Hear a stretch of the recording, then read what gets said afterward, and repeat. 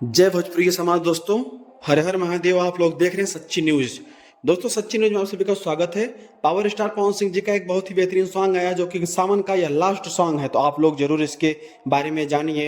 इनके साथ कौन गाया है, क्या कौन एक्टिंग किया है, तो दोस्तों सारी जानकारी इस वीडियो में देने वाला हूं। तो आप लोग प्लीज अगर वीडियो में नए हैं तो वीडियो को लाइक और कमेंट जरूर करिएगा।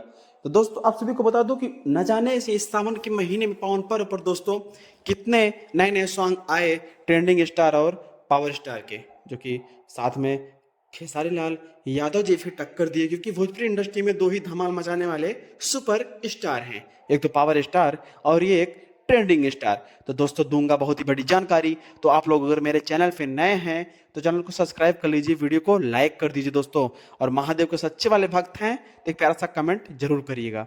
दोस्तों इनकी एक बहुत ही बेहतरीन सॉन्ग आई थी जिनका नाम था मर्दा गर्दा मिली, और उसके बीच में दोस्तों एक सॉन्ग इनके कुछ दिन पहले आया था जो कि बहुत ज़्यादा धमाल मचाया था। वो आप सभी को बता दूं काशी में शिवशंकर गाने का बोल था, और साथ में गाई थी शिवानी सिंह जी।